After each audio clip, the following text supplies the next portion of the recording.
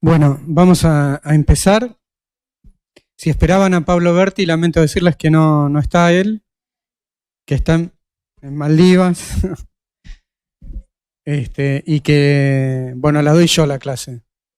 Así que, como siempre les digo, la idea es que esto no sea una clase, que sea para compartir entre todos las personas que están acá adelante y todos ustedes, y que todos opinen, porque de ese modo aprendemos todos, ¿no?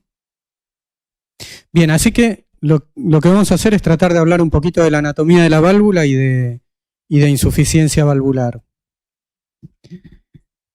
Para empezar a eso, decir que la válvula mitral comprende no solamente a las valvas, sino que además al aparato de sostén, como son las cuerdas, los músculos papilares, el miocardio subyacente sobre el que asientan estos músculos papilares, y el anillo valvular mitral, ¿no? Vamos a estudiarlo a través de ecografía transtorácica, transesofágica y un poquito de eco 3D y tratar de mostrar algo de eso. Bueno, acá un poco lo mismo, ¿no? Este diapositivo. Esta gráfica lo que pretende mostrar o lo que pretende decir es que más allá del método que utilicemos, siempre tenemos que pensar en la válvula de esta manera, ¿no? Que la válvula es una estructura que tiene volumen y que es una estructura tridimensional. Y más allá de que mostremos ahora y que veamos y que la estudiemos principalmente a través de ecografía en 2 dimensiones, en nuestra cabeza la válvula mitral tiene que ser así, ¿no? Aquí está la valva anterior. Esta es la valva anterior, la valva posterior, el anillo. Bien, así que vamos a empezar a describir un poquito eso. Y para empezar a hablar de anatomía, entonces empecemos a hablar del anillo valvular mitral, que es una estructura anatómica no bien definida y que nosotros definimos como el lugar donde el miocardio auricular, el miocardio ventricular y la base de la valva concuerdan, ¿no? Se encuentran. Y en ese lugar es donde definimos la presencia del anillo mitral. Tiene una forma riñonada, con una porción más plana en relación con la aorta y una porción más redondeada en la porción posterior. Este es el anillo anterior y esta es la porción posterior del anillo mitral. Forma parte del esqueleto fibroso del corazón. La porción anterior del anillo es una porción más gruesa, como decíamos hoy, está en relación con la aorta, con la válvula aórtica y con los senos no coronariano y coronariano izquierdo. También está en relación con los trígonos fibrosos, el trígono fibroso izquierdo y el trígono fibroso derecho. Sobre esta porción anterior del anillo es donde asienta la valva anterior. Y en este sector es donde se encuentra la cortina o fibrosa mitroaórtica. Fíjense que la valva anterior se inserta en el tercio anterior del anillo, mientras que corresponde a la valva posterior los 2 tercios restantes. Algunos dicen que esta, por ser una porción más fibrosa y más gruesa, cuando existe insuficiencia de la válvula no es una porción que se dilate, y que el anillo mitral se dilata solamente a expensas de su porción posterior.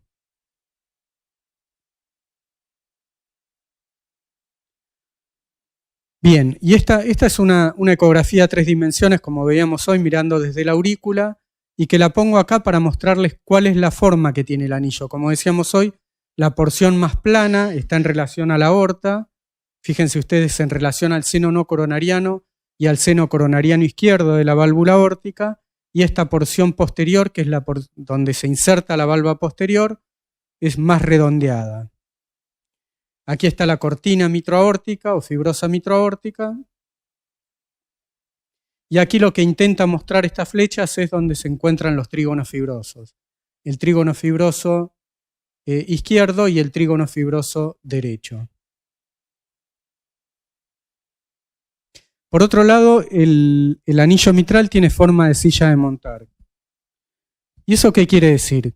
Quiere decir que la porción anterior y posterior del anillo tienen una inserción más alta hacia la aurícula, mientras que su porción anterolateral y posteromedial tienen una inserción más baja.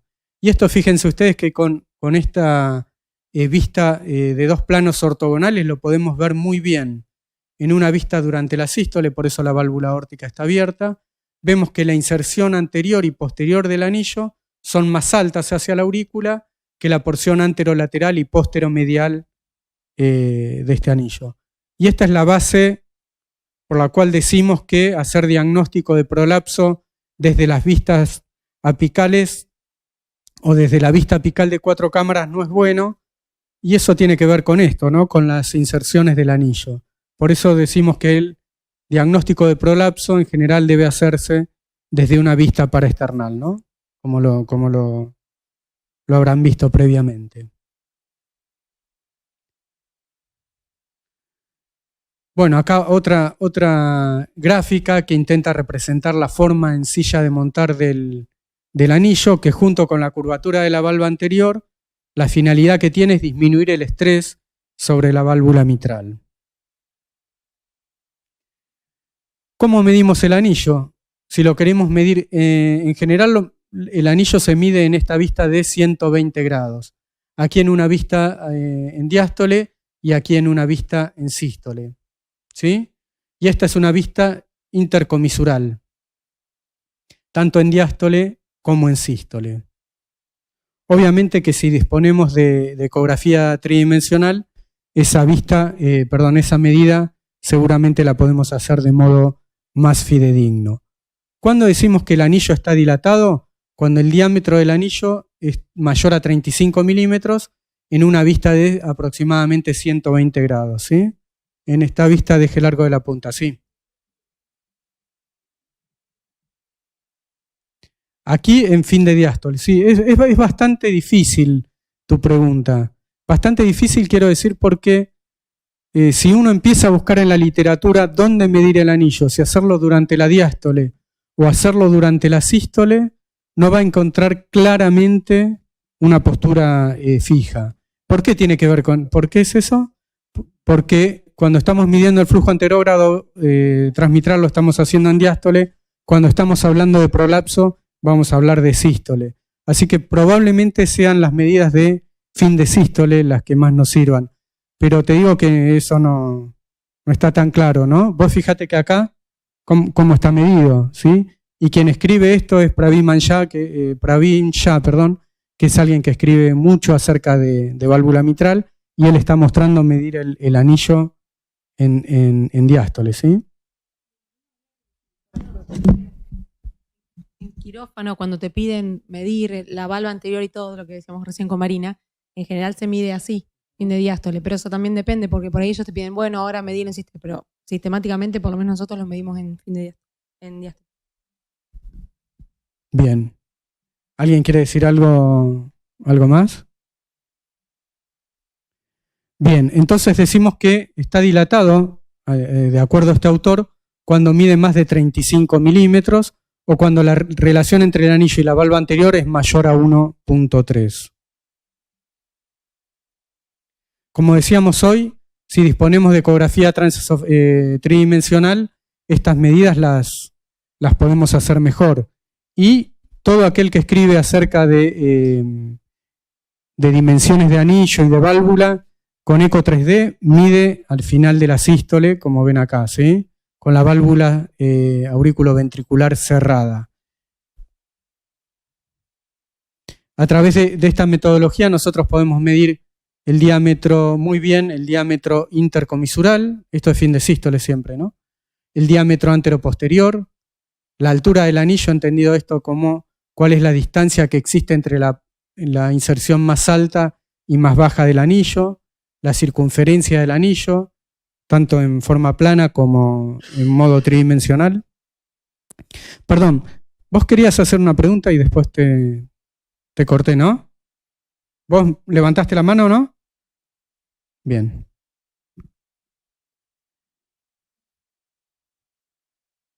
Bien, así que ya hemos terminado de hablar del anillo y les propongo entonces hablar acerca de la válvula o de las valvas.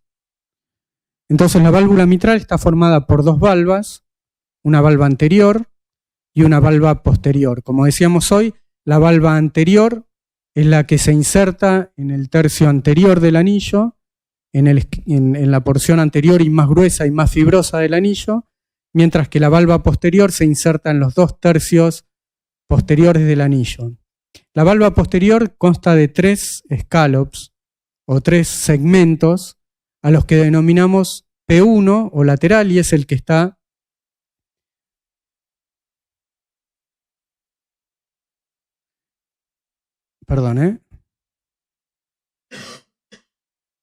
no sé cómo voy para atrás acá. Con el botón de abajo. Bien.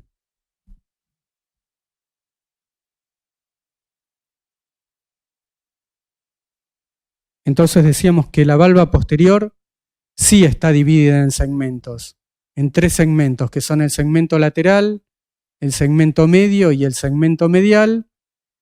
Aquí está la orejuela izquierda y este será el lateral, y a ese lo denominamos P1. El segmento que suele ser más grande es el segmento central, y a ese lo vamos a llamar P2. Y el segmento más medial en relación al septum interauricular es el que llamaremos P3. La valva anterior no está dividida en segmentos o scallops, sin embargo, de modo tradicional y siguiendo a la clasificación de Carpentier, lo vamos a dividir en 3 para ubicarnos, pero no tiene división como la valva posterior. Y llamaremos entonces segmento A1 al que está más lateral, el más grande es el segmento medio o A2, y el que se encuentra más medial es el segmento A3. Puede ser que en algunos pacientes exista un poquito de tejido en lo que se llama la comisura, que esta será la comisura anterolateral y esta será la comisura posteromedial. Eso no lo vamos a ver en todos los pacientes, ¿no? Acá lo que estamos viendo es una vista nuevamente de la válvula mitral en 3 dimensiones. Esa es la valva anterior. Esto es lo que corresponde al sector lateral de la válvula. Esta es la valva posterior y esto es lo que corresponde al sector medial de la válvula. Aquí está la válvula aórtica con su seno no coronariano en relación al septum interauricular. Este es el seno coronariano izquierdo y hacia adelante está el seno coronariano derecho.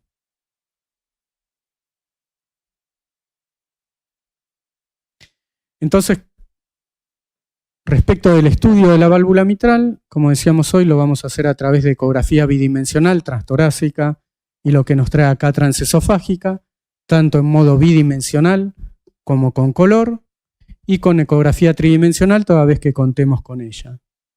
Nosotros por convención la válvula mitral la presentamos de este modo, en lo que llamamos la vista del cirujano, y entonces colocamos a la aorta hacia arriba, en hora 12, y la válvula mitral de esta manera.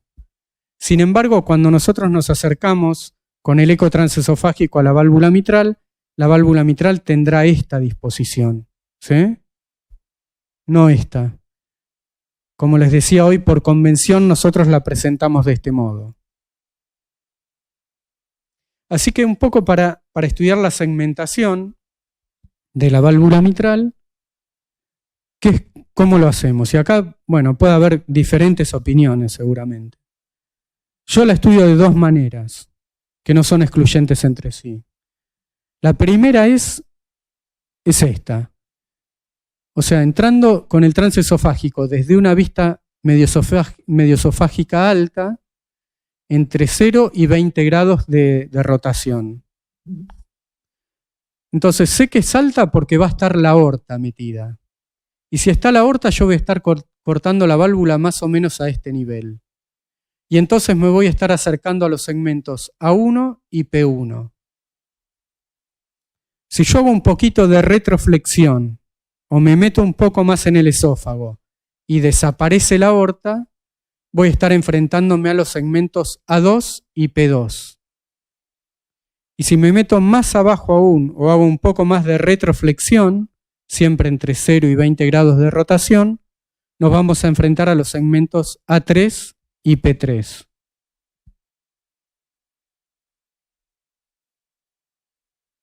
Va fácil ahí, ¿no? Y la otra forma de estudiarlo, de estudiar la segmentación, es, me quedo en la porción medioesofágica y a partir de ahí empiezo a rotar mi cristal y voy a estudiar entonces los segmentos. A mí me gusta seguir a este autor en esto, en la segmentación, que es el doctor Pravin Shah, porque lo hace bastante fácil.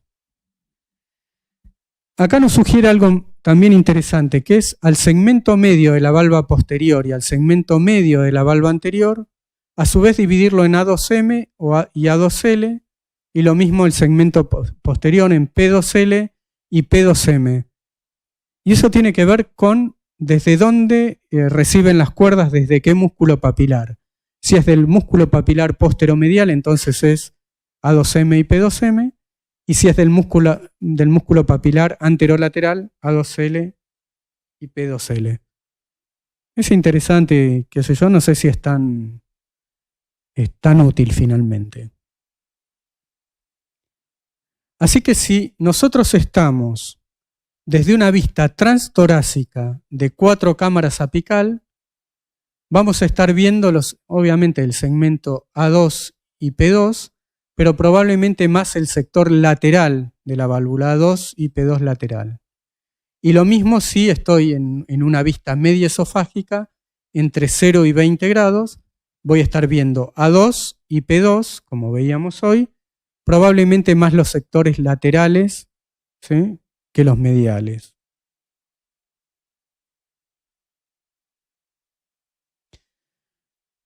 Para ver los P2 y A2 mediales, o sea, aquellos que reciben cuerdas desde el músculo papilar posteromedial, son los que voy a ver en una vista transtorácica, en el eje paraesternal largo, y desde la vista transesofágica, en una vista medioesofágica entre 120 y 130 grados.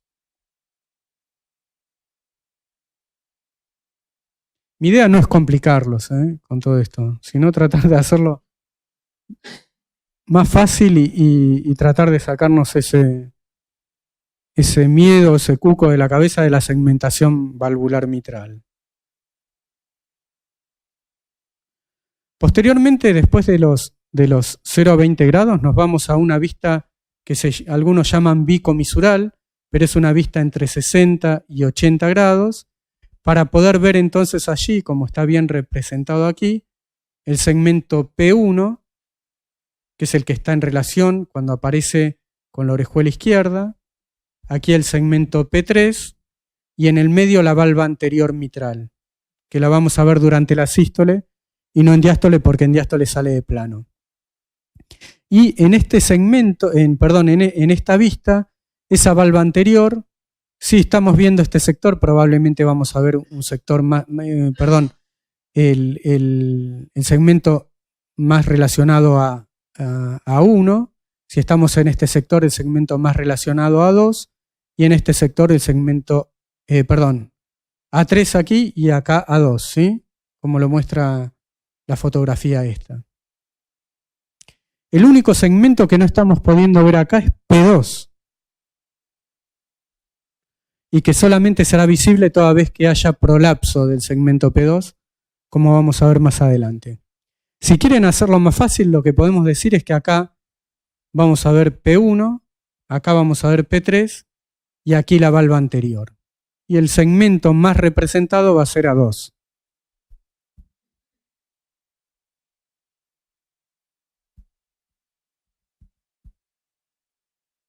Como les decía hoy, el segmento que no se ve es P2, salvo que prolapse, y fíjense cómo aparece ahí atrás de la valva anterior el segmento P2 prolapsando.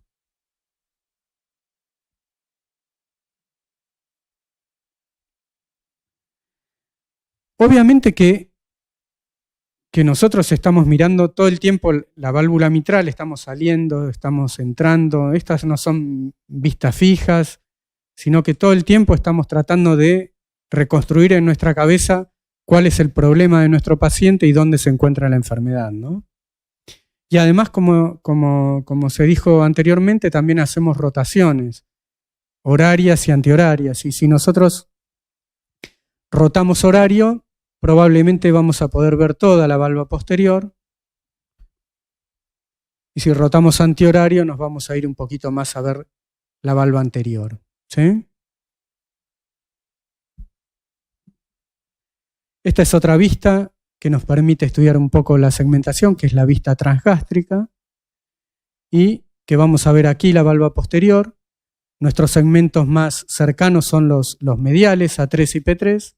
Aquí la valva anterior. Cuando exista enfermedad comisural de la comisura posteromedia estará acá y la comisura anterolateral estará acá.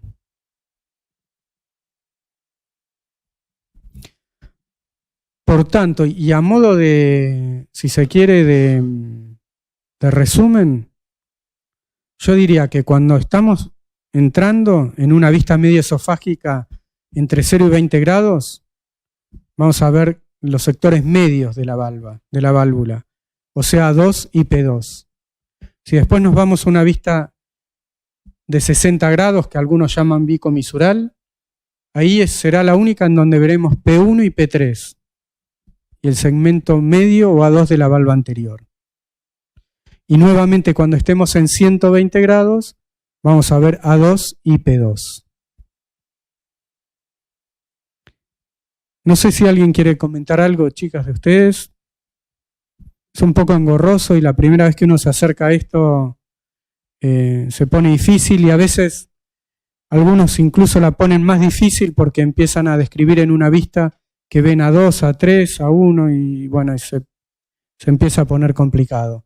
Yo les sugiero, como les decía hoy, que sigan al doctor Ya. Yo se les voy a pasar el artículo ahí en el aula virtual.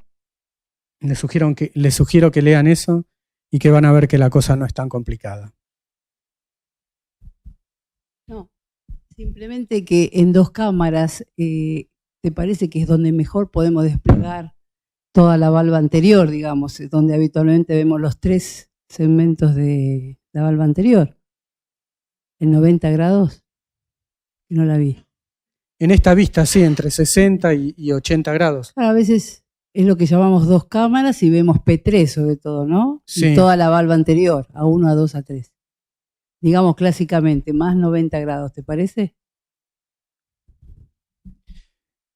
Sí, a mí no me gusta eso.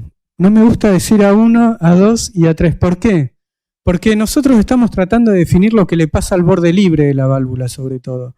Y cuando uno ve, está viendo, en eso que vos contás, está viendo la base, la porción media, pero el borde libre es solo de un segmento. Y lo que, para mi cabeza, eso confunde un poco, ¿no? Porque, ¿qué quiero decir con eso? Con lo que vos decís, lo que estamos haciendo es cortar esto así. Están todas las guías y los libros, por eso quiero que lo aclare. Pero por eso, para mí, confunde un poco, porque estamos cortando así, entonces digo, paso por A3, paso por A2 y por A1, ¿no? Pero a mí lo que me importa es lo que pasa en el borde libre, sobre todo. Y si le estoy diciendo a alguien que acá estoy viendo A2 y estoy viendo A1, pero a mí lo que me importa perdona, estoy hablando al revés, ¿no? Lo que me importa de este segmento es lo que pasa acá, o acá, o acá. Lo que pasa a nivel del borde libre más que de la base. ¿Sí? ¿Vos querías decir otra cosa?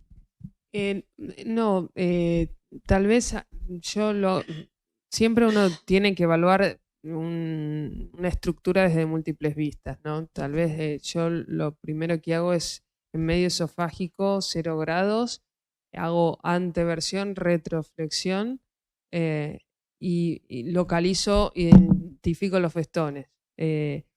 En posición neutra veo a 2 P2 y después si anteriorizo y expone la aorta veo a 1 P1 y si me voy más hacia el seno coronario más retroflexión veo a 3 P3. Cuando ya identifico y hago ese algoritmo, digo, y logro identificar solo en medio esofágica qué festón prolapsa, lo voy a confirmar en 60, lo confirmo en 90, yo también tal vez hago ese protocolo. y a 120 termino por caracterizarlo. Y si está en condiciones clínicas el paciente de tolerar un transgástrico, termino viéndolo en transgástrico a nivel de la válvula mitral y ahí es donde muchas veces termina por concluir. Pero mi primera impresión es medio esofágico 0 grados con anteflexión y retroflexión. Bien. Está bueno esto que se generen este tipo de discusiones porque si uno va a ver a la guía de ACE, como dijeron aquí, describen por ahí que hay A1, A2 y A3 en la vista de 90 grados, pero en mi cabeza eso no funciona porque yo veo el borde libre de un solo segmento, pero no de los 3 segmentos, con lo cual me está generando confusión en mi esquema mental. ¿Sí? Me parece que acá en esta vista de 60 grados yo sí puedo ver mejor A1 aquí, A2 en el segmento medio y A3 ahí, que en una vista donde veo, porque cuando yo paso por acá, estoy viendo este borde libre y este borde libre. Pero si estoy así, estoy viendo un solo borde libre, el resto es la porción basal, ¿sí? O probablemente estemos diciendo quizás algo parecido, ¿no? Son esquemas, para mí son esquemas por lo engorroso que fue siempre esto, ¿viste? Es hacerse la idea del esquema de donde uno está atravesando con el haz y pensar qué es lo que uno está mirando. Lo que dicen Martín o las chicas es lo mismo viéndolo de un lado o del otro según cómo le sirve a cada uno después para informarlo y para representarse la válvula. Finalmente se está diciendo lo mismo y me parece que lo importante es saber, bueno, como dijo Marina, o como dijiste vos, Martín, al principio, en tal vista a 0 o 20 grados veo bien los festones mediales, a 2 y P2, en 60 veo esto y en 120 lo mismo. Es para reforzar un poco el concepto y siempre tener en mente la estructura, porque aprenderlo de memoria sirve para 10 minutos y después uno se olvida.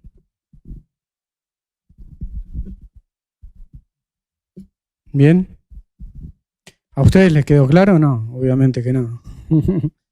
Pero bueno, siempre queda difícil y además lo interesante es que siempre pasa esto, ¿no? Que uno lo estudia de una manera y otro lo estudia de otra. Yo creo que lo interesante es tener claro en un esquema bien formado en la cabeza de cómo es la válvula mitral, qué es lo que estamos viendo, sí. Espera que te paso. Sí. Ese es el concepto, digamos. Sí. No, por eso, en la única que se ve toda la bala anterior es en esta vista, en la intercomisural.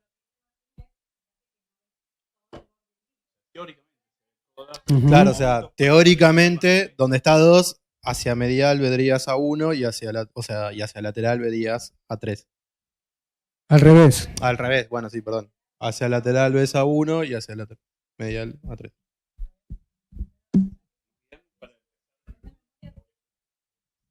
Exacto, la orejuela es lateral.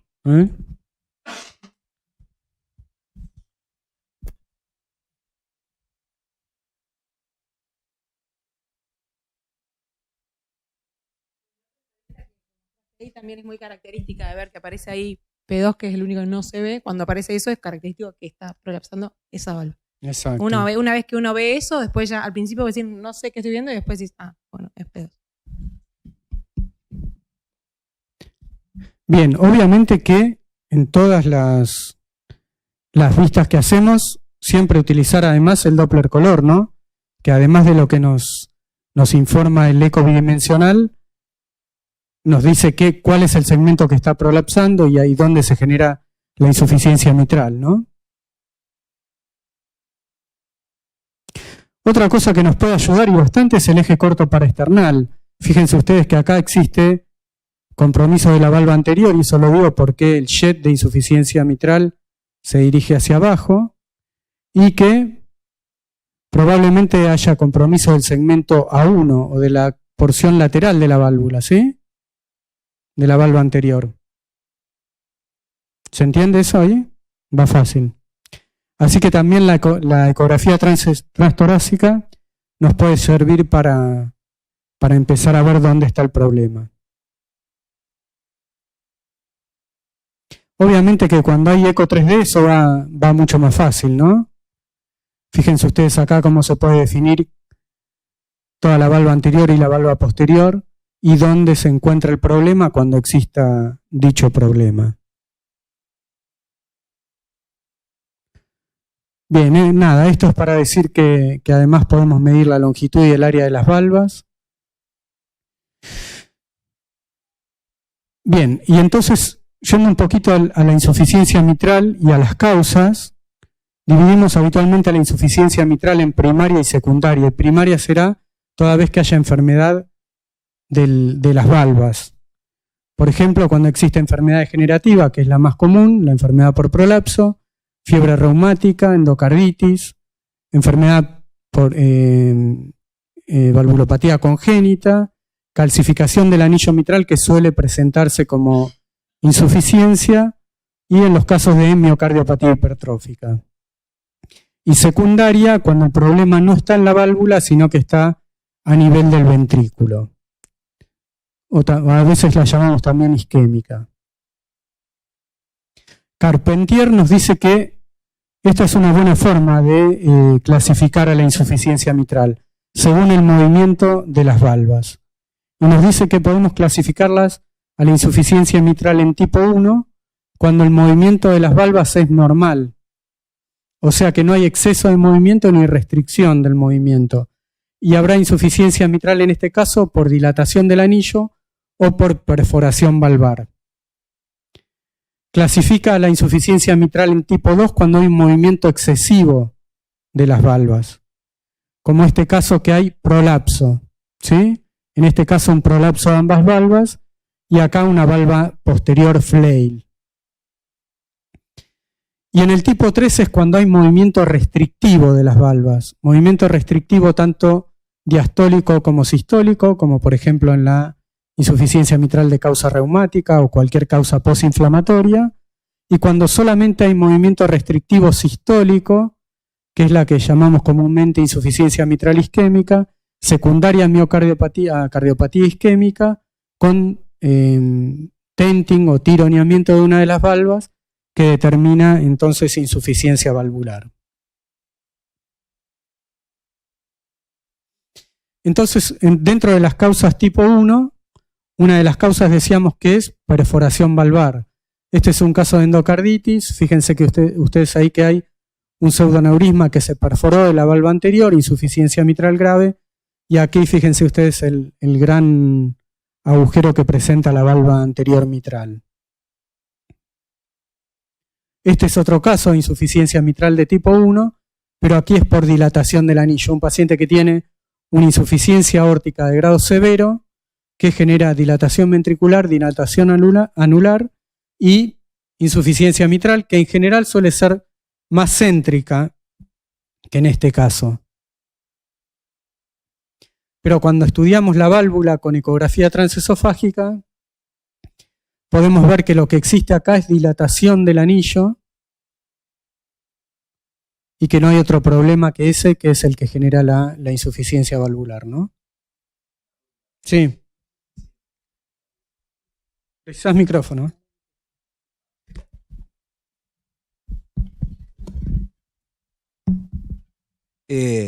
No sé si pasa siempre, pero puede ser que muchas veces que la causa de la dilatación del anillo también tenemos un grado de tenting, como que la dilatación anular no siempre es pura, me da la impresión. Lo pregunto, ¿no? Sí, es el mismo mecanismo al final, ¿no? Dilata el anillo y las cuerdas no son extensibles y entonces hay mayor distancia entre la válvula y los músculos papilares y tironea la válvula, sí, claro que sí. Bueno, gracias.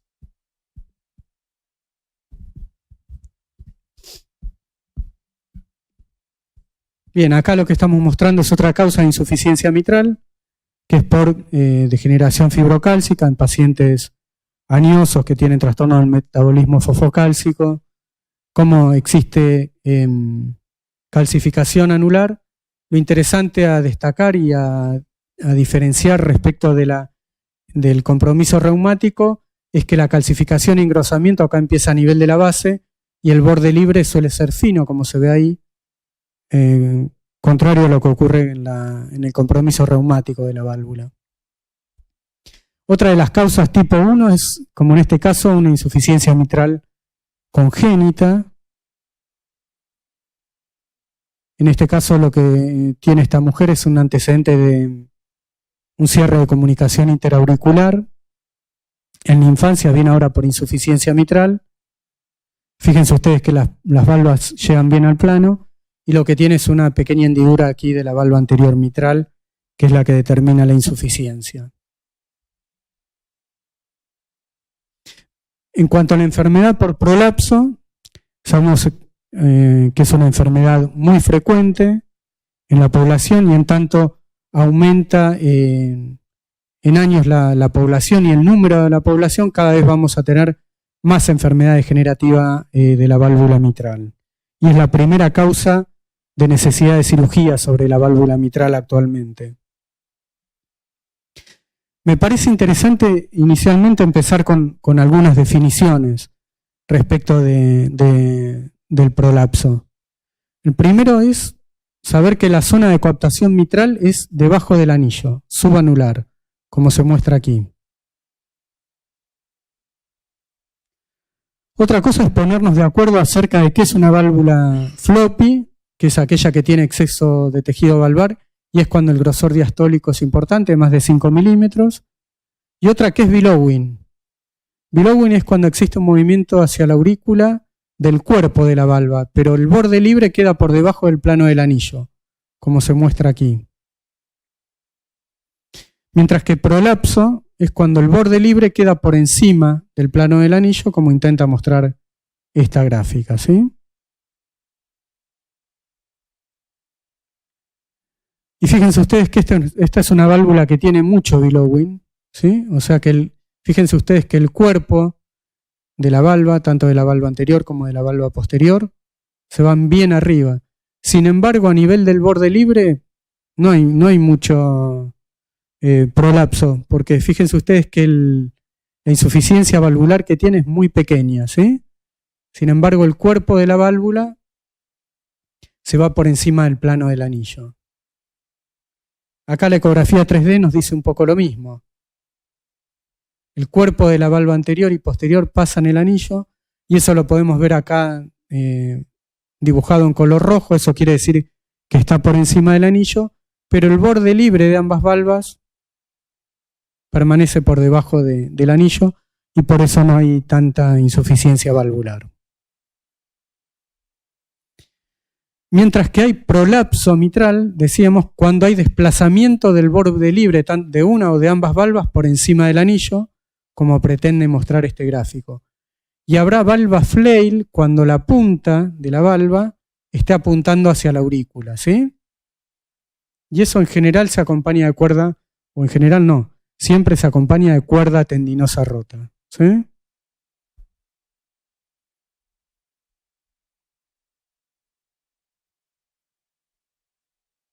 Este es un caso de un paciente que tiene aquí en una vista de 4 cámaras apical, prolapso de valva anterior con evidencia de cuerda tendinosa rota. Aquí en esta vista de 0 grados, medio esofágica, no está la aorta, podríamos decir que eso es, ¿qué segmento? A2 dijeron ahí, y sí, es A2. Y aquí el eco Doppler color, en la misma vista, nos permite ver que existe un jet de insuficiencia vena excéntrico dirigido hacia la cara lateral de la aurícula izquierda, compatible con prolapso de valva anterior y que impresiona ser su segmento A2. En cuanto a la enfermedad degenerativa de la válvula mitral o del prolapso, en general lo dividimos en 2 etiologías, en déficit de tejido fibroelástico y en la otra punta del espectro, enfermedad de Barlow. Y esta diferenciación tiene que ver con cuánto exceso de tejido valvar hay. El déficit de tejido fibroelástico es aquel que se da en personas más grandes. En general hay poco exceso de tejido, en general hay compromiso de un solo segmento, en general del segmento P2, en general cursan con cuerda tendinosa rota, no hay tanta dilatación anular, el anillo en general se pone con un más redondo, no hay tanta calcificación, mientras que, y bueno, la plástica mitral aquí es menos dificultosa, mientras que en la enfermedad de Barlow, como intenta mostrar este gráfico, hay mucho exceso de tejido, mucha dilatación anular, las valvas son largas, atrializadas, hay menos frecuencia de cuerda tendinosa rota, y obviamente que acá la reparación es mucho más dificultosa. Nosotros con el eco tendremos que tratar de determinar qué enfermedad tiene nuestro paciente, si tiene esta o tiene alguna forma intermedia, con el objetivo de poder contarle al cirujano en situación preoperatoria con qué válvula se va a encontrar y cuán compleja puede ser la reparación valvular, ¿no?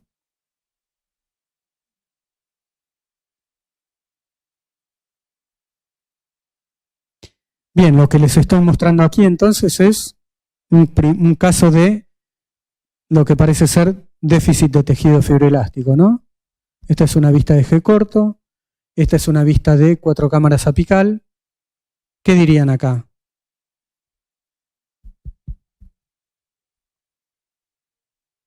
Que tiene un prolapso de P2, se dijo, y que la valva está flail, ¿no? Con cuerda rota.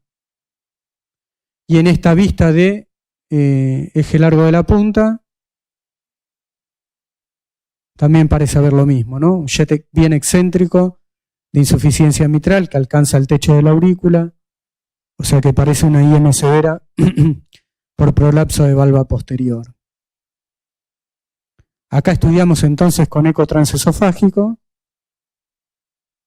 Fíjense ustedes que a veces no podemos ser tan estrictos con el tema de la segmentación. Si aparece la aorta, seguro que es P1. Digo porque esto termina siendo un P2 después y van a ver que bien claro. Pero acá estamos viendo que hay un segmento ahí que prolapsa y está la aorta, ¿no?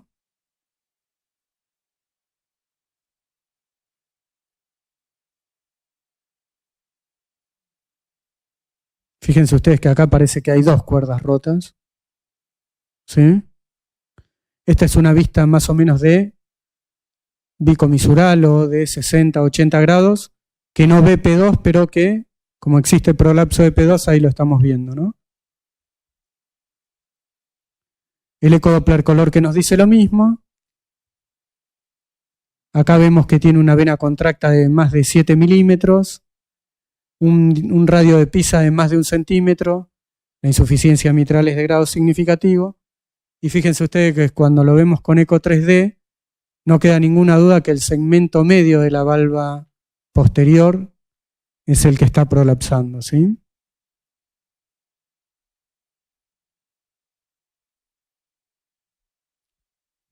Otro caso es este.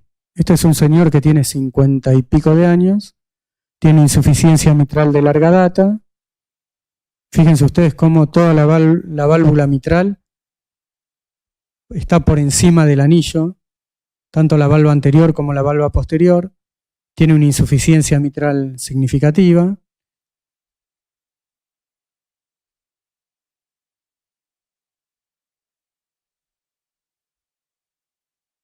Y ahora lo podemos ver en esta vista de 60 grados.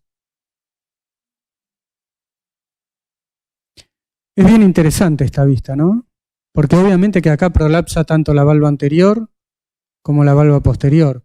Pero parece que es la porción más cercana a A3 y P3, o la porción más medial, por decirlo de algún modo, de la válvula mitral, tanto de la valva anterior como de la valva posterior, mientras que el sector más lateral está como más preservado, ¿no? Cuando estudiamos con Doppler color, que como les decía hoy es muy de suma utilidad para determinar qué es lo que está pasando, fíjense ustedes que la insuficiencia mitral también se genera en la porción más medial de la válvula.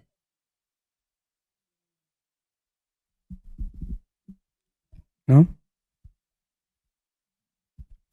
Estudiando ahora en 120 grados o 130 grados, según nos dice nos dice el reloj ahí. Fíjense ustedes que, como decíamos hoy, tanto la valva anterior como la valva posterior pasan claramente el plano del anillo. La insuficiencia mitral es muy importante. Y este paciente la tiene difícil para repararse, ¿no? Es interesante porque si nos toca este paciente, a veces este es el paciente para decirle, che, bueno, capaz que tengas que ir a un centro bien especializado en reparación valvular para que te vaya mejor. Acá el eco 3D nos permite ver, como les decía hoy, que es toda la porción media de la valva anterior y posterior la que tiene prolapso, la que está roja.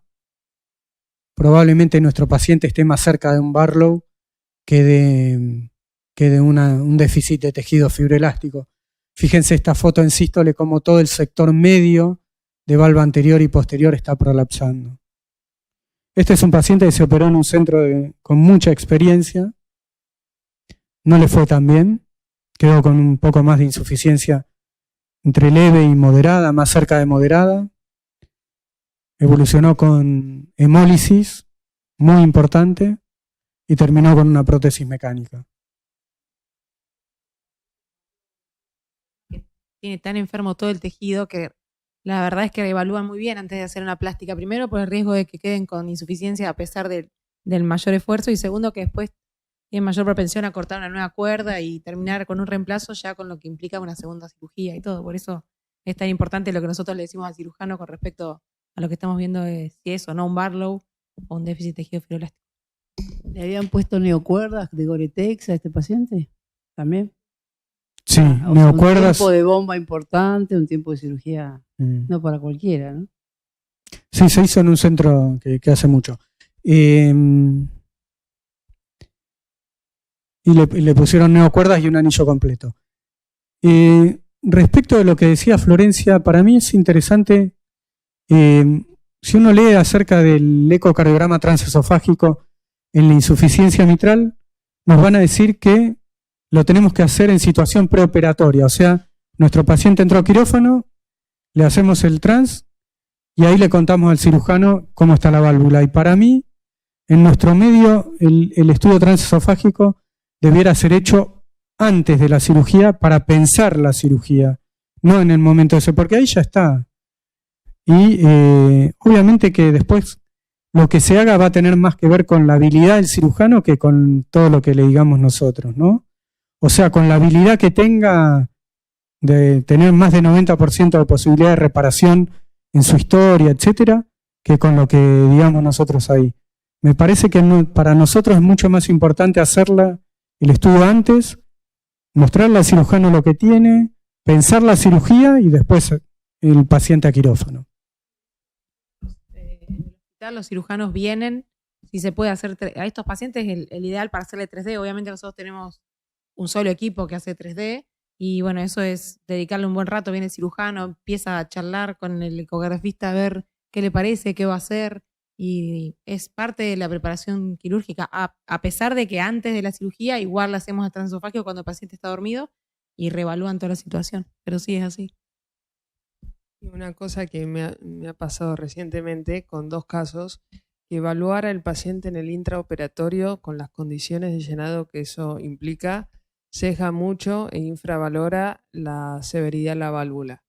Y de hecho nos ha pasado que el paciente ingresaba con una estenosis aórtica severa, se había programado un reemplazo valvular aórtico y tenía un prolapso de A3, no detectado en forma ambulatoria, venía derivado, y de hecho tenía una insuficiencia mitral que por métodos cuantitativos era leve a moderada, pero tenía organicidad, con lo cual terminó con doble recambio valvular. Pero lo importante de todo eso, detectado en el pre, y modificando la programación quirúrgica, que a veces es difícil valorar en las condiciones de llenado de los pacientes bajo pseudoanalgesia, que el gradiente no es el mismo, y para el operador se complica un poco decirle que el cirujano más de una valvulopatía tiene que hacer 2, pero también apoyo la moción de valorarlos en el preoperatorio, porque si era severa, va a ser severa siempre, por más de que esté sedado y las condiciones hemodinámicas se modifiquen. Bien. Bueno, sigamos entonces.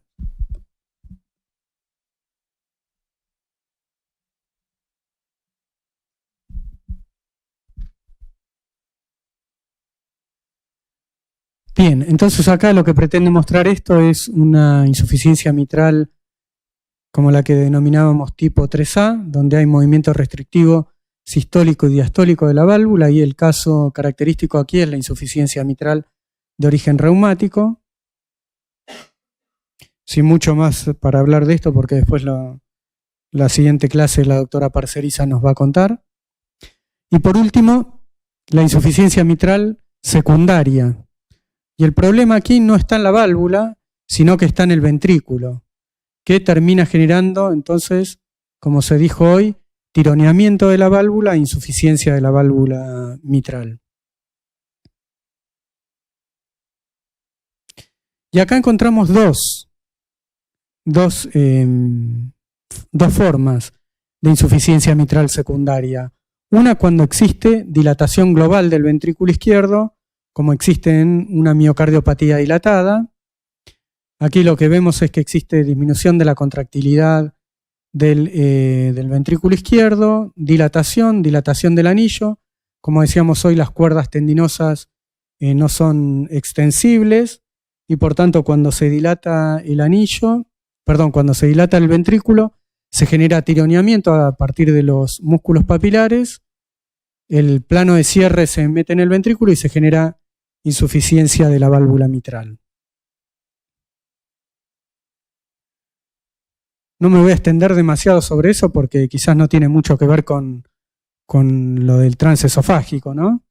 Y la segunda forma es cuando existe cardiopatía de origen coronario, como en este caso, donde hay un infarto ínfero-posterior, eso determina desplazamiento del músculo papilar, tironeamiento de la porción media de la válvula mitral e insuficiencia mitral secundaria, que en este caso va a ser excéntrica y asimétrica, como intenta mostrar las diapositivas que vienen.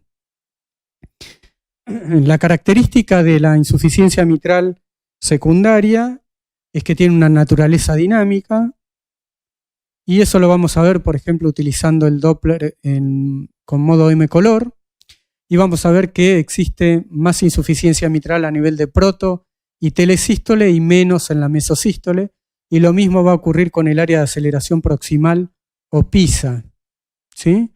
Por otro lado, el PISA no va a ser como en la insuficiencia mitral primaria redondeado, sino que tiene una forma alargada.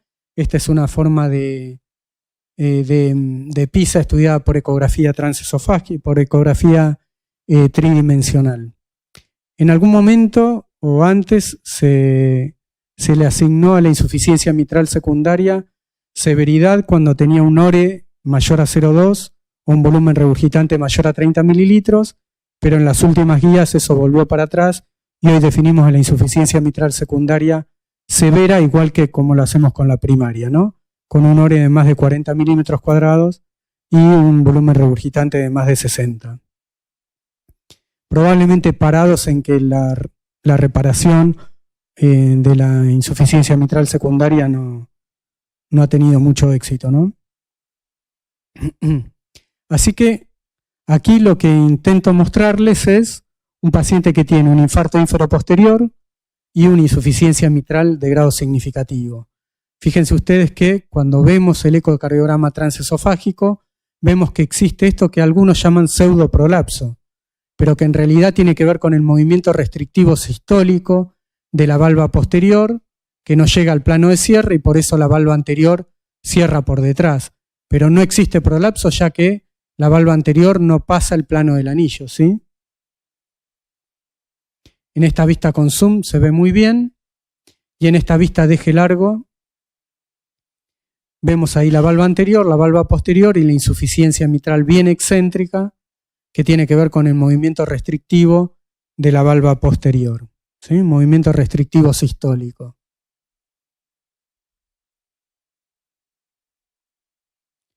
Este es otro caso, la otra forma de insuficiencia mitral secundaria, que es la que tiene que ver con la dilatación global del ventrículo izquierdo.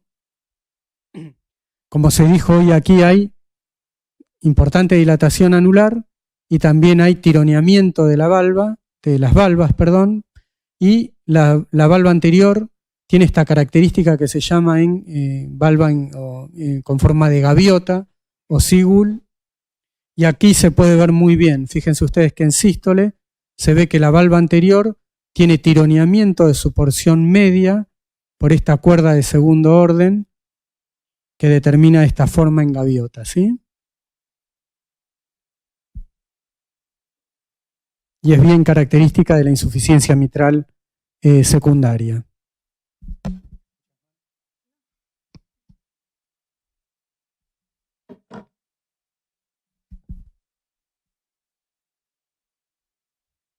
Bien, todas estas medidas, la verdad que no las hacemos tanto, ¿no? Pero sabemos que nos va a ir mal si la profundidad de coaptación es muy importante, más de 10 milímetros, cuando el área de tenting es muy importante. El área de tenting es la que está comprendida entre las dos valvas y el plano del anillo, cuando el ángulo de tironeamiento es mayor a 45 grados, cuando la dilatación del anillo es importante, cuando tiene múltiples jets. Y como decíamos hoy, cuantificar la severidad. Antes decíamos que era severa cuando tenía más de 0,2, ahora como decíamos hoy, cuando es más de 0,4, el ORE. Por otro lado, es importante ver la forma que tiene el ventrículo izquierdo, cuán dilatado está. Cuando los diámetros son muy grandes, el ventrículo es muy esférico, cuando la fracción de eyección es muy baja, probablemente nos va a ir muy mal con una plástica y tendremos que ir en esos casos a hacer un reemplazo valvular. No me quiero extender mucho en esto porque no tiene que ver con lo que estamos bien tratando de ver hoy, que es lo transesofágico, sino que esto tiene que ver más con la insuficiencia mitral secundaria. ¿Cuáles son los predictores de insuficiencia mitral recidivante? Entonces, que nos dicen que con una plástica nos va a ir mal, cuando la profundidad de coaptación es más de 10 milímetros, cuando el ángulo de la valva posterior tiene más de 45 grados, cuando el área de tenting es mayor a 2,5 centímetros cuadrados, cuando el índice de fericidad es mayor a 0,7, el diámetro del ventrículo izquierdo de fin de diástole es mayor a 65 milímetros, existen múltiples jets de insuficiencia, mucha dilatación anular y hay remodelado ventricular avanzado. En ese caso nos va a ir mal. Y aquí les traigo un caso. Perdón, Martín, sí, claro, que no lo menciona, estaba ahí en la diapositiva, la distancia de los músculos papilares en sístole. No lo mencionaste en forma de audio, pero muchos cirujanos te lo piden a menudo para las plásticas mitrales, como ese parámetro más de 20 milímetros, más allá del anillo y longitud de la valva anterior. Ellos les es de utilidad para el nuevo anillo y la técnica quirúrgica. Esa distancia, la valva anterior y el anillo es lo que uno debería informarle con bastante certeza. Bien. ¿Y eso vos lo decís para todas las plásticas mitrales por enfermedad degenerativa? ¿O sí, para... En los candidatos a plástica mitral, lo que ellos necesitan fundamentalmente para que no le quede una valva anterior redundante y prolapsante de nuevo es la longitud de la valva anterior. Predominantemente en las guías, tengo entendido, no sé si alguien tiene otra información, pero es en 120 grados, mediosofágico, las dimensiones del anillo en diástole y la distancia interpapilar en sístole más de 20 milímetros, es como el punto de corte hasta 20, eso predice eficacia en la postplástica mitral, la eficacia de la técnica. Bien. Muchos cirujanos, o por lo menos me lo han pedido para aproximar la técnica. Bien, bueno, después vamos a ver un poquito de eso, así que ahí lo podemos volver a hablar. Bueno, este es un caso interesante a mi modo de ver. Es un paciente que tiene marcada dilatación del ventrículo izquierdo, un diámetro de fin de diástole que aquí vemos en cerca de 7 centímetros, un diámetro de fin de sístole que ustedes no ven ahí, pero está en el sillón, que es de 43 milímetros. Tiene prolapso de valva posterior, con evidencias de cuerda tendinosa rota.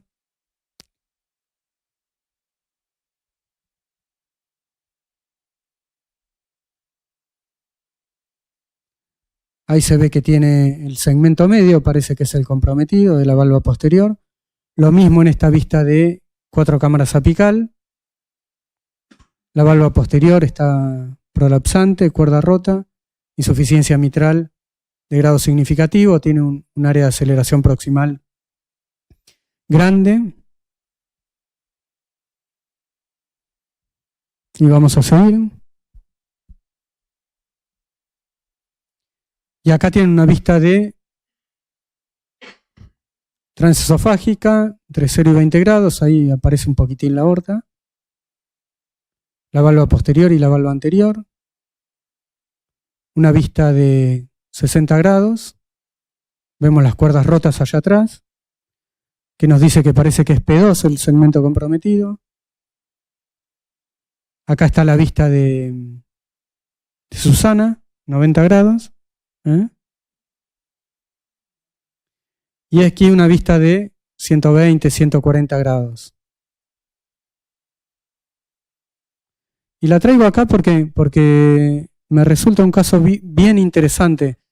No hay ninguna discusión que este paciente lo que tiene acá es prolapso valva Fley del segmento medio de la valva posterior y cuerda rota. Ahora, ¿qué le pasa a la valva anterior? Está rarísima, ¿no? Fíjense ustedes que la valva anterior no va por encima del plano del anillo, ¿sí? Y está agarrada de este segmento aquí.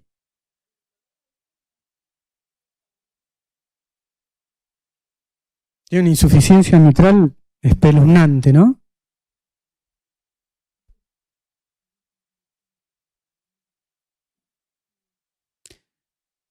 Entonces lo que tiene este paciente es que inicialmente tuvo esto. Prolapso de la valva posterior. El ventrículo se dilató y ahora además tiene tironeamiento de la valva anterior y eso es lo que estamos viendo, ¿no? Se dilató el anillo, esto es una cuerda tendinosa de segundo orden que está tironeando el cuerpo de la valva anterior.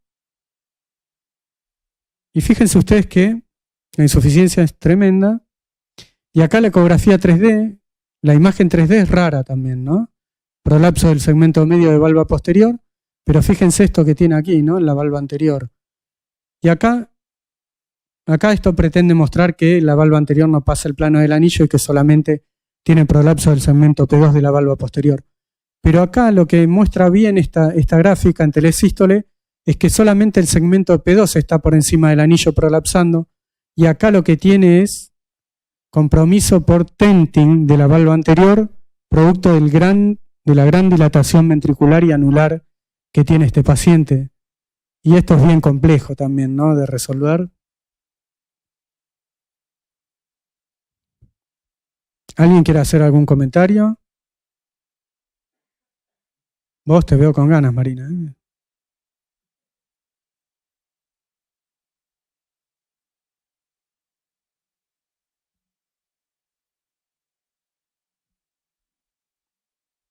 Bien, en cuanto a la severidad de la insuficiencia mitral, tampoco es algo sobre lo que quiera hablar demasiado, porque es algo que nosotros ya conocemos desde antes de venir acá y poco tenemos que aportar con el eco transesofágico. Quizás lo único que tenemos para decir ahí es que normalmente definimos la insuficiencia mitral severa cuando utilizamos el área del color. Decimos que es severa cuando tiene más de 8 centímetros cuadrados y acá en el transesofágico cuando tiene más de 9. Sin embargo, el área color del jet de insuficiencia mitral es el peor parámetro para definirla, así que no vamos a decir mucho de eso, ¿sí? No sé si ustedes quieren decir algo, pero no. Bueno, que el eco transesofágico sí es de utilidad para definir el PISA, para definir la vena contracta y para definir si existe flujo sistólico reverso a nivel de las venas pulmonares. No sé si traje algo de eso. Bueno, acá lo que les decía recién, pero que no tiene tanto valor. De esto me voy a pasar. Y sí que con la ecografía transesofágica probablemente podemos definir mejor que con transtorácico, donde en general solamente tenemos acceso a la vena pulmonar superior derecha. Acá en el transesofágico en general tenemos acceso por lo menos a 2 o 3 de las venas, y si logramos ver que en más de una existe flujo sistólico reverso, eso nos va a ayudar a decir que la insuficiencia mitral es de grado significativo. Obviamente que todos nuestros transesofágicos tienen que ir con electro, y así podemos definir que existe ahí flujo sistólico reverso.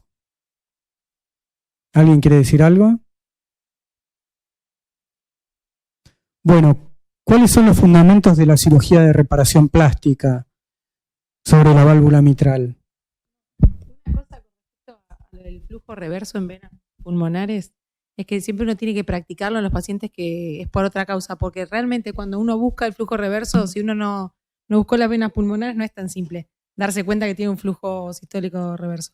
Por lo menos es lo que me pasó a mí cuando empecé a hacer. Tratar de ubicar las venas pulmonares en primera instancia, ver cuál es el flujo normal y después hacerse al ojo cuando tiene flujo reverso.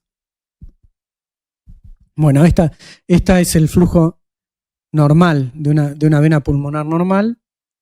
Tiene un flujo predominantemente sistólico, normal, ¿no? La onda diastólica y la onda reversa. ¿Por qué dijo eso?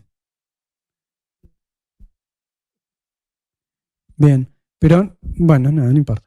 Y acá un flujo sistólico reverso.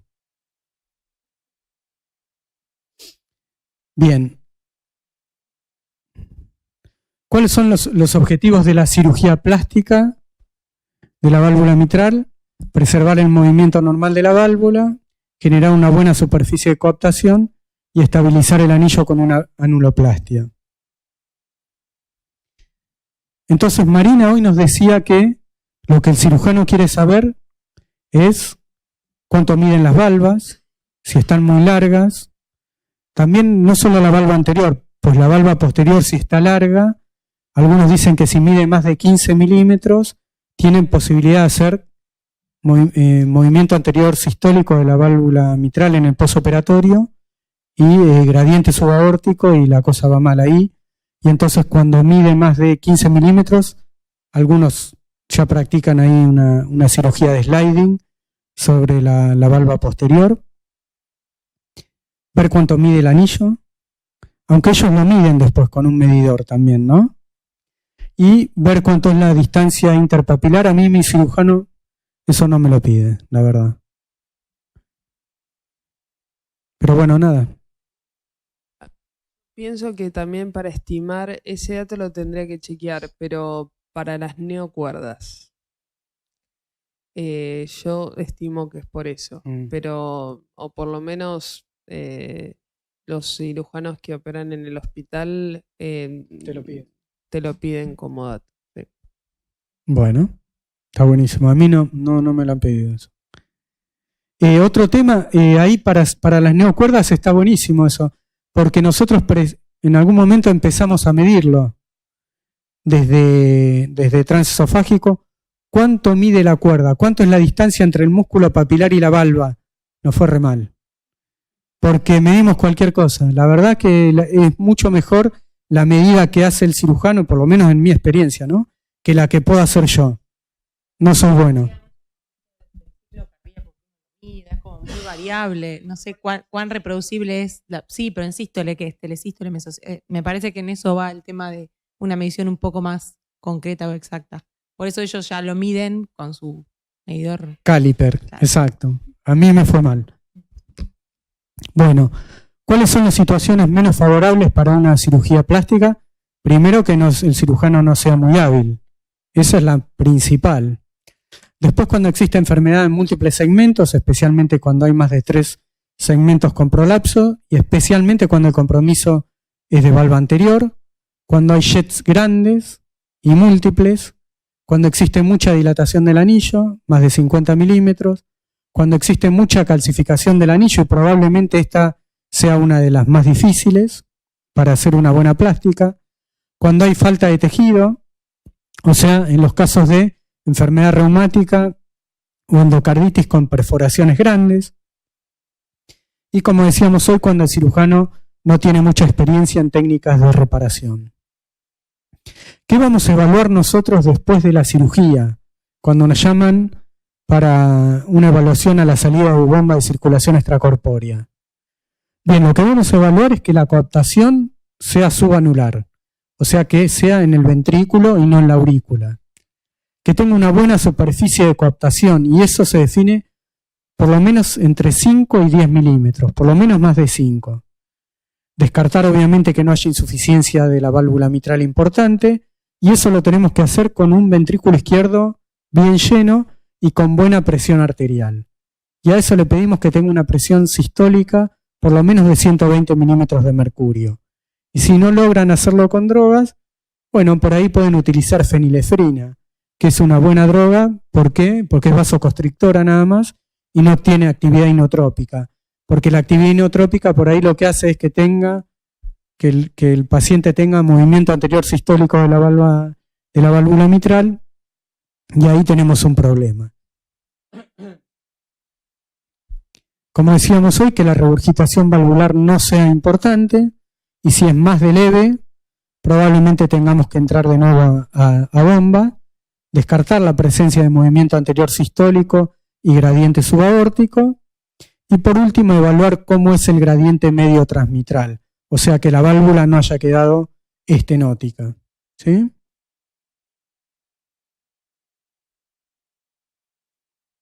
Bueno, y este es un paciente a la salida de bomba de circulación extracorpórea. Decíamos hoy entonces que la coaptación tiene que estar por debajo del anillo, en el ventrículo, que la superficie de coaptación sea buena, y esto tiene obviamente más de 5 milímetros, probablemente más cercano a 10, ¿sí? No existe movimiento anterior sistólico de la valva anterior, no existe gradiente subaórtico, no existe insuficiencia de la válvula, y esto es entonces un buen resultado de la cirugía plástica. ¿Por qué después de la cirugía de reparación valvular puede quedar movimiento anterior sistólico? Porque cuando el anillo queda muy restrictivo, la valva posterior queda empujando a la valva anterior, y esta valva anterior entonces en la sístole se mete dentro del tracto de salida de ventrículo izquierdo y genera obstrucción. O también el aparato subvalvular, como dice Florencia, redundante, puede generar obstrucción dinámica a nivel del tracto de salida. Cuando eso ocurre, entonces lo que tenemos que hacer nosotros es pedirle al anestesista que llene bien el ventrículo, que le quite las drogas inotrópicas si tiene, que serán dopamina o noradrenalina o milrinona o alguna de ellas, y evaluarlo nuevamente. Y si a pesar de esas maniobras sigue teniendo movimiento anterior sistólico y gradiente importante, probablemente debamos entrar de nuevo a cirugía y rehacer la plástica, ponerle un anillo más grande o poner una prótesis, ¿no?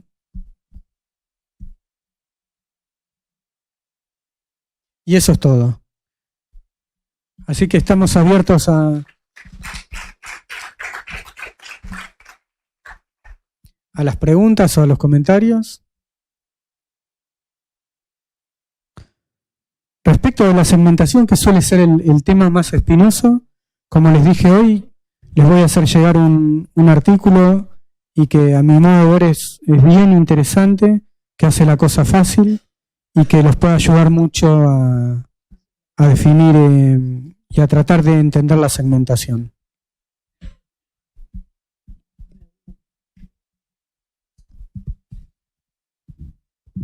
Una pregunta. Cuando a uno le llega la orden para hacer un transesofágico como evaluación prequirúrgica, ¿sí o sí estamos obligados a poner si la válvula, más allá del mecanismo, es posible de reparación o tener que hacer el recambio? O sea, el ecografista es el, porque generalmente después hay muchos cirujanos que te piden, bueno, pero no me puso si es para repararlo o no. Yo creo que no. Yo creo que eso es una decisión que siempre toma el cirujano. ¿Y qué válvula es reparable? Tiene que ver con el cirujano. Hay cirujanos que reparan a pacientes que tienen prolapso bivalvar y de múltiples segmentos, y otros cirujanos que solamente reparan el que tiene prolapso de P2, y otros cirujanos que nunca reparan. Y eso tiene que ver más con la habilidad del cirujano. Pero lo que sí para mí tenés que informar es qué segmentos tienen prolapso, principalmente qué valva tiene prolapso, si es bivalvar, y si podés, qué segmentos tienen, cuán compleja es la enfermedad. Pero no creo que vos puedas decirle al cirujano si es reparable o no. Si tiene calcio. Yo creo que no estás obligado a nada, y es como dice Martín, lo más descriptivo que uno pueda poner en el informe al cirujano le va a servir.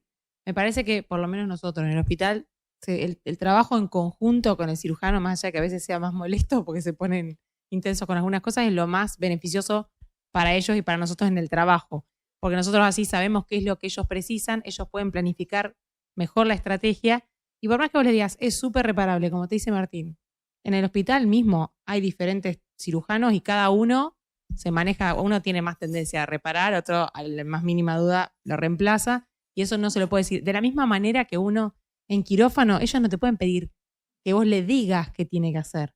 Vos podés darle un montón de información y podés decir lo que a vos te parece, pero la decisión final siempre va a ser del cirujano. O sea, vos no estás obligado a nada, pero, digamos, me parece que tu obligación, entre comillas, que nuestra obligación es ser lo más descriptivo posible en cuanto a la patología, si te parece o no Barlow, cuánto está comprometido, cuántos festones y las características del jet, como todo lo que explicó Martín, eso es tu obligación, entre comillas, para que sea más enriquecido. Pues estás sometiendo a un paciente a poner una sonda, digamos, ¿no? No es que es un transtorácico, bueno, no le informé la longitud, bueno, se lo hago de vuelta. Me parece que eso es lo más importante.